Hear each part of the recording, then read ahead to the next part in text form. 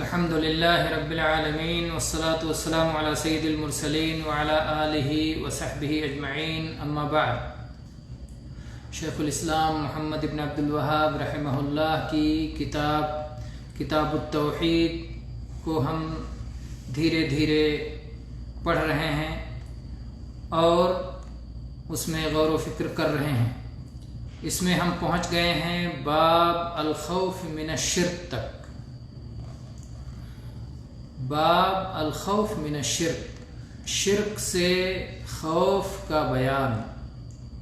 اس سے پہلے کے ابواب میں شیخ رحمہ اللہ نے توحید کے فضائل بیان کیے۔ توحید کے فضائل بیان کرنے کے بعد یہ بات مناسب تھی کہ توحید کی جو ضد ہے، جو چیز توحید کے برعکس ہے، جو چیز توحید کو کم کرتی ہے یا ختم کرتی ہے، اس کا بھی بیان ہو جائے، تاکہ جس طرح دل میں توحید کی محبت ہو، توحید پر چلنے کا جذبہ ہو، اسی طرح سے توحید کی منافی چیز سے بچنے کا بھی جذبہ ہو اور اس سے آدمی دور رہے، تاکہ توحید میں نہ کمی ہو اور نہ ہی توحید کا خاتمہ ہو۔ تو اس لیے توحید کے منافی ہے شرک، اور خوف کسے کہتے ہیں؟ مستقبل میں کسی ناگوار اور ناپسندیدہ چیز کے ہو جانے کی امید کو، اندیشے کو خوف کہا جاتا ہے۔ اور خوف کی ضد ہے امن۔ امن اور خوف یہ ایک دوسرے کے مقابل ہیں، مقابل سے چیزیں سمجھ میں آتی ہیں۔ اس لیے بتایا گیا کہ شرک یہ توحید کی ضد ہے اور خوف یہ امن کی ضد ہے۔ اور شرک، اس لیے شرک سے خوف رکھنا چاہیے۔ خوف کا مطلب کیا ہوتا ہے؟ یعنی آدمی ڈرتا رہے، کانپتا رہے، یہ مفہوم ہے یا نہیں؟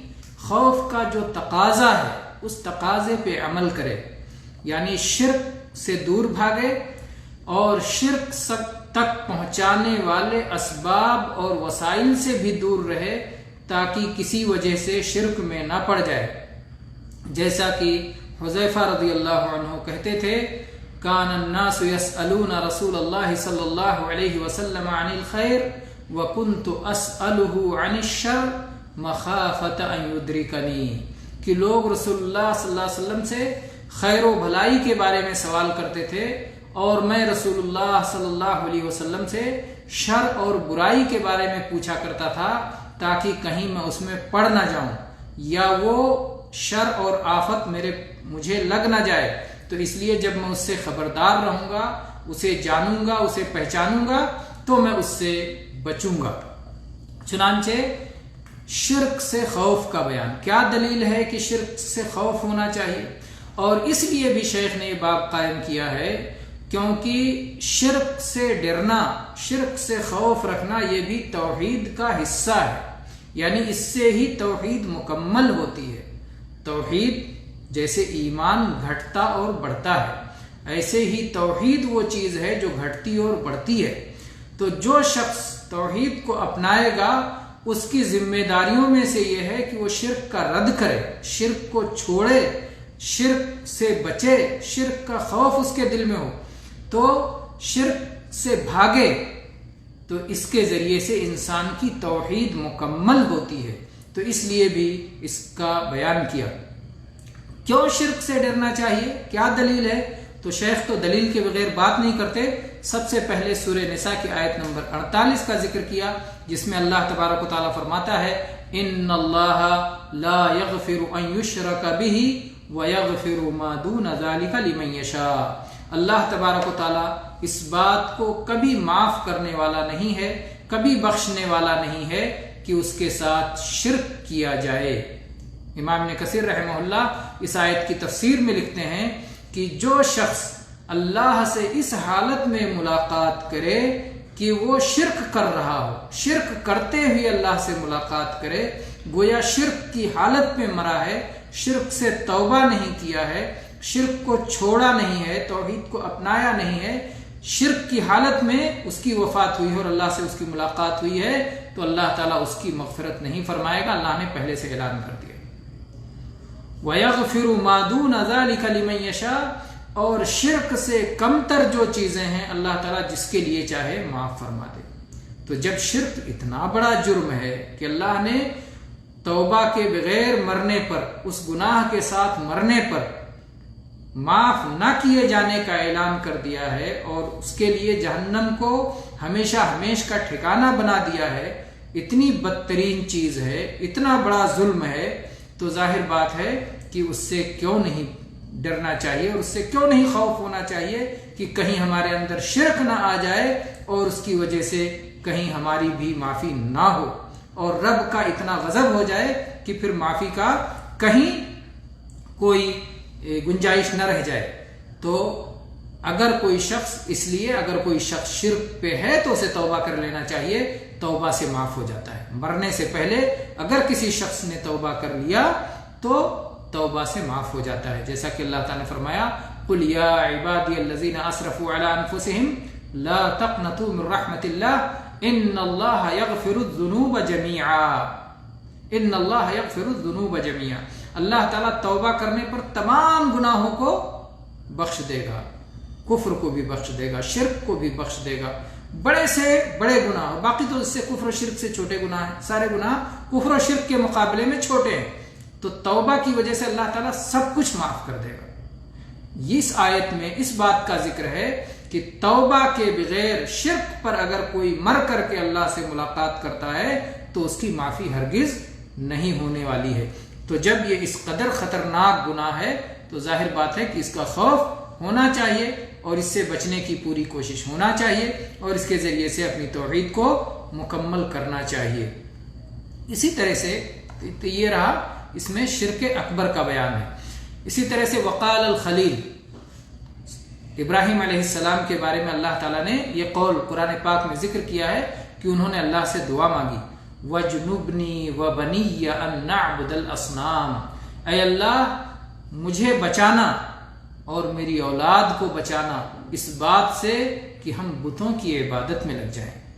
بتوں کی عبادت یہ شرک کی ایک صورت ہے، شرک اکبر کی ایک صورت ہے۔ بت کسے کہتے ہیں؟ صنم، صنم کہتے ہیں جسے کسی انسان یا حیوان کی صورت پر تراشا گیا ہو، مورتی یا بت، اس کی عبادت میں ہم پڑ جائیں، اے اللہ تو اس سے ہماری حفاظت کرنا۔ وہ اللہ کے خلیل ہیں ابراہیم علیہ السلام، امام الموحدین ہیں، اللہ تبارک و تعالیٰ نے انہیں امام بنایا ہے، قرآن پاک میں ان کی امامت کا ذکر فرمایا ہے، اللہ تبارک و تعالیٰ نے ان کے شرک سے سلامت رہنے کی گواہی دی ہے۔ وہ ابراہیم علیہ السلام جب وہ اللہ سے ڈر رہے ہیں اور اللہ سے دعا مانگ رہے ہیں، اس سے معلوم ہوتا ہے کہ ایک بندہ چاہے جتنے بڑے مرتبے پر پہنچ جائے وہ اللہ کا محتاج ہوتا ہے، وہ دعا کا محتاج ہوتا ہے۔ ابراہیم علیہ السلام اللہ کے خلیل، اتنا بڑا مقام اور مرتبہ، لیکن اس کے باوجود وہ جانتے ہیں کہ میرے بس میں کچھ نہیں ہے، لا حول ولا قوت الا باللہ، اللہ کے بغیر کسی حرکت اور کسی تبدیلی کی کوئی قوت نہیں ہے۔ اس لیے ہر بندے کو اللہ سے دعا مانگتے رہنا چاہیے، اللہ سے رجوع کرتے رہنا چاہیے، اللہ کے سامنے اپنی محتاجی اور عاجزی کا اظہار کرتے رہنا چاہیے۔ تو ابراہیم علیہ السلام نے بھی اپنی بندگی کا، اپنی عاجزی کا اللہ کے سامنے اظہار کیا کہ اللہ اگر تو نے توحید پہ قائم رکھا ہے تو یہ تیرا فضل و کرم ہے، اے اللہ اگر تو نے شرک سے محفوظ رکھا ہے تو یہ تیرا فضل و کرم ہے، یا اللہ تو مجھے بھی آئندہ بھی محفوظ رکھ جیسے اب تک محفوظ رکھا ہے، اور اے اللہ میری اولاد کو بھی محفوظ رکھنا۔ چنانچہ اللہ تبارک و تعالیٰ نے ابراہیم علیہ السلام کی اس دعا کو قبول فرمایا اور آپ کی اولاد میں انبیاء بھیجے جو برابر لوگوں کو توحید کی طرف بلاتے رہے اور شرک سے آگاہ اور خبردار کرتے رہے۔ تو جب ابراہیم علیہ السلام اپنے بارے میں اور اپنی اولاد کے بارے میں ڈرتے تھے، خود اپنے بارے میں ڈرتے تھے، اولاد تو بات کی بات ہے، اپنے بارے میں ڈرتے تھے کہ کہیں میں شرک میں نہ پڑ جاؤں، تو پھر ابراہیم علیہ السلام کے بعد اور کون مامون رہ سکتا ہے، اور کون بے خوف رہ سکتا ہے، اور کون نڈر ہو سکتا ہے کہ مجھ سے تو شرک ہوگا ہی نہیں. آج بہت افسوس اور دکھ کی بات ہے کہ بہت سارے لوگ جو یہ سمجھتے ہیں کہ میں توحید پر ہوں، لیکن وہ توحید نہ سیکھتے ہیں. کہتے ہیں ہم تو توحید والے ہیں، ہمیں توحید سیکھنے کی کیا ضرورت ہے. تو جب توحید سیکھیں گے نہیں، شرک سیکھیں گے نہیں، تو توحید پہ چلیں گے کیسے؟ شرک سے بچیں گے کیسے؟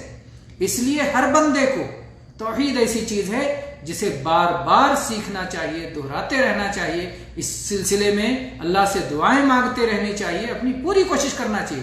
شرک کو سیکھتے رہنا چاہیے، اس سے قدم قدم پہ اس سے آگاہ ہونا چاہیے. چھوٹا شرک کیا ہے، بڑا شرک کیا ہے، سب سے بچنا چاہیے. اور اللہ تبارک و تعالیٰ سے بھی دعا اور گریہ وزاری کرتے رہنا چاہیے کہ یا اللہ تو شرک سے بچا لے، تو شرک سے محفوظ کر لے. کیونکہ اگر اللہ تبارک و تعالیٰ شرک سے نہیں محفوظ کرے گا تو ہم خود بخود اپنی طاقت کی بنیاد پر شرک سے نہیں محفوظ رہ سکتے ہیں. تو بندے کو اپنے لیے، اپنی اولاد کے لیے دعا کرتے رہنا چاہیے اور ساری مصیبتوں سے بچنے کے لیے اللہ سے ہی مانگنا چاہیے. وہی مشکلات کا دور کرنے والا ہے، جس میں سب سے بڑی مشکل شرک کی مشکل ہے. اس کو بھی اللہ سے سوال کرنا چاہیے کہ یا اللہ شرک سے بچا لے، یا اللہ شرک سے محفوظ کر دے. کیونکہ شرک پہ اگر کوئی بندہ اللہ کے سامنے حاضر ہوا تو پھر ہمیشہ ہمیش کے لیے جہنم میں جائے گا، کبھی جنت میں نہیں آ سکتا ہے. معیار یہ نہیں ہے کہ آدمی کتنا زیادہ عمل کر لے گا تو جنت میں چلا جائے گا. زیادہ عمل کرنے کی بنیاد پہ جنت نہیں ملتی. جنت ملتی ہے شرک سے محفوظ رہنے کی بنا پر. آدمی شرک سے محفوظ ہے، توحید پہ قائم ہے تو جنت ملے گی. لیکن شرک سے محفوظ نہیں تو توحید میں ظاہر بات ہے توحید ختم ہے. اگر شرک اکبر ہے تو توحید ختم ہے. تو توحید ختم ہے تو اسے جنت ملنے والی نہیں ہے جس کے پاس توحید نہ ہو.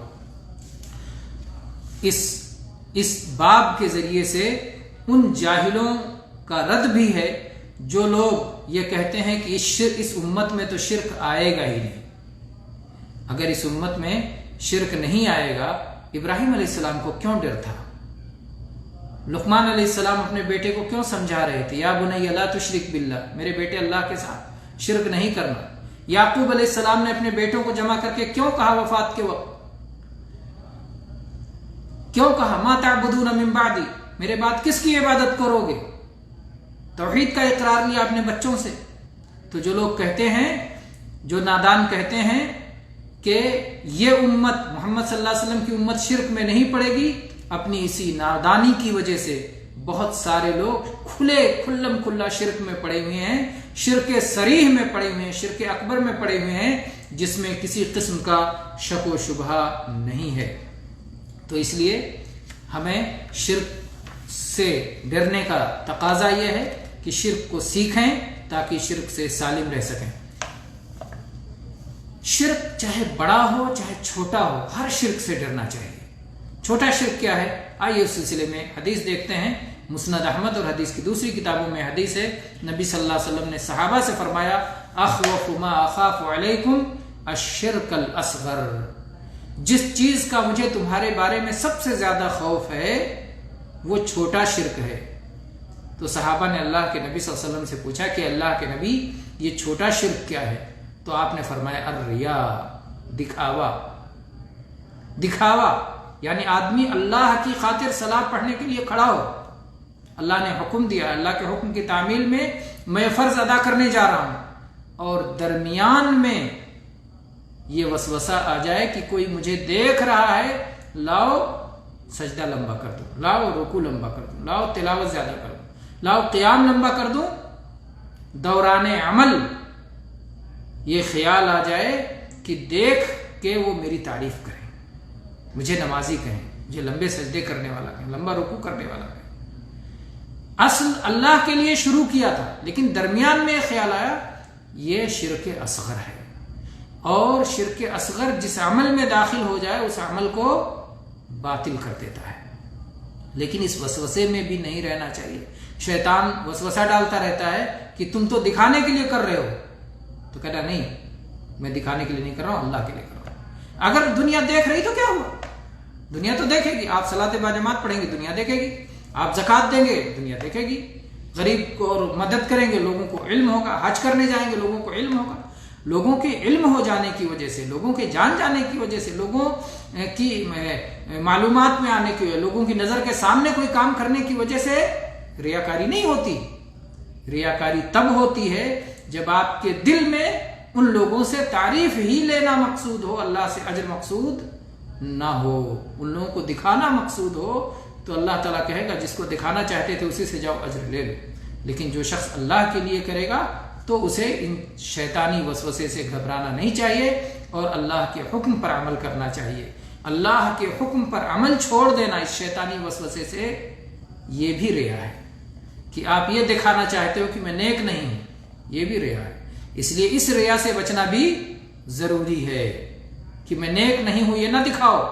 اس میں تو زیادہ گناہ ہے کہ آپ نے اللہ کی فرما برداری بھی چھوڑ دی اور وہ بھی لوگوں کے لیے، تو اللہ کی فرما برداری بھی گئی اور ریاکاری بھی ہو، اور اس طرح سے تو کم سے کم آدمی سے ریاکاری کی غلطی ہوگی لیکن فرما بردار ہے تو وہ چھوٹا شرک ہے۔ تو پھر ریاکاری کے مسئلے میں شیطانی وسوسے سے بچنا چاہیے۔ تو اللہ کے نبی کریم صلی اللہ علیہ وسلم نے فرمایا کہ میں سب سے زیادہ تمہارے بارے میں، صحابہ کرام سے آپ فرما رہے ہیں، سب سے زیادہ میں تمہارے بارے میں جس چیز سے ڈرتا ہوں وہ شرک اصغر سے ڈرتا ہوں۔ تو صحابہ نے پوچھا کہ اللہ کے نبی شرک اصغر کیا ہے؟ تو آپ نے فرمایا ریا ہے۔ اس سے معلوم ہوتا ہے کہ شرک کی دو قسمیں ہیں، ایک شرک اکبر اور ایک شرک اصغر۔ ظاہر بات ہے جو چیز چھوٹی ہوگی وہ بڑی بھی ہوگی، تو ایک بڑا شرک ہے اور ایک چھوٹا شرک ہے۔ آپ نے فرمایا پھر کہ یہ چھوٹا شرک کیا ہے؟ یہ ریا ہے، اور یہ دھیرے دھیرے بڑھتا جاتا ہے۔ اگر کسی پر اصرار ہو شرک اصغر پر تو خطرہ ہے کہ وہ یہ ذریعہ ہے، شرک اصغر یہ ذریعہ ہوتا ہے شرک اکبر تک پہنچانے کا۔ تو اللہ کے نبی کریم صلی اللہ علیہ وسلم اس بارے میں خوف زدہ تھے، اور ان لوگوں کے بارے میں خوف زدہ تھے جو کہ نیک اور صالح لوگ تھے، اور اس سے نبی کریم صلی اللہ علیہ وسلم کی شفقت اور اپنی امت کے لیے نصح اور خیر خواہی اور ہمدردی بھی معلوم ہوتی ہے کہ کس طرح سے ہر گناہ کو آپ بتا کے گئے اور ہر نیکی آپ بتا کے گئے۔ اور ایسے ہی یہاں پر آپ یہ بات بھی یاد کر لیں کہ شرک اکبر اور شرک اصغر میں فرق کیا ہے۔ شرک اکبر وہ شرک ہے جو تمام اعمال کو برباد کر دیتا ہے۔ شرک اکبر اگر کسی انسان کے ساتھ ہے تو کوئی عمل اللہ کے ہاں قبول نہیں، جیسا کہ اللہ تعالیٰ نے اپنے نبی کریم صلی اللہ علیہ وسلم اور آپ سے پہلے تمام انبیاء سے اللہ تعالیٰ نے فرمایا تھا وَلَقَدْ أُوحِيَ إِلَيْكَ وَإِلَى الَّذِينَ مِن قَبْلِكَ، اے اللہ کے نبی آپ کی طرف بھی اس بات کی وحی کی گئی ہے، اور آپ سے پہلے جتنے انبیاء اور رسول گزرے ہیں سب کی طرف اس بات کی وحی کی گئی تھی لَإِنْ أَشْرَكْتَ لَيَحْبَطَنَّ عَمَلُكَ، کہ اگر آپ نے بھی شرک کیا تو آپ کا بھی عمل برباد ہو جائے گا۔ تو یہ شرک اکبر ہے کہ اس کی وجہ سے تمام اعمال برباد ہو جاتے ہیں، اور شرک اصغر میں جس عمل میں شرک اصغر پایا جائے وہ عمل برباد ہو جاتا ہے۔ تو یہ فرق ہے شرک اکبر اور شرک اصغر کا۔ دوسرا فرق یہ ہے کہ جس شخص نے شرک اکبر کا ارتکاب کیا اور اس سے توبہ کے بغیر مر گیا تو وہ ہمیشہ ہمیشہ جہنم میں رہے گا، کبھی اسے جنت نہیں ملے گی، کیونکہ اللہ تعالیٰ نے مشرکوں پر جنت کو حرام کر دیا ہے۔ اور شرک اصغر وہ گناہ ہے کہ وہ اللہ کی مشیت کے تحت ہے، اللہ تعالیٰ چاہے تو اس کی سزا دے کر پھر جنت میں داخل کرے، اور چاہے تو معاف کر کے پہلی فرصت میں جنت میں داخل کر دے۔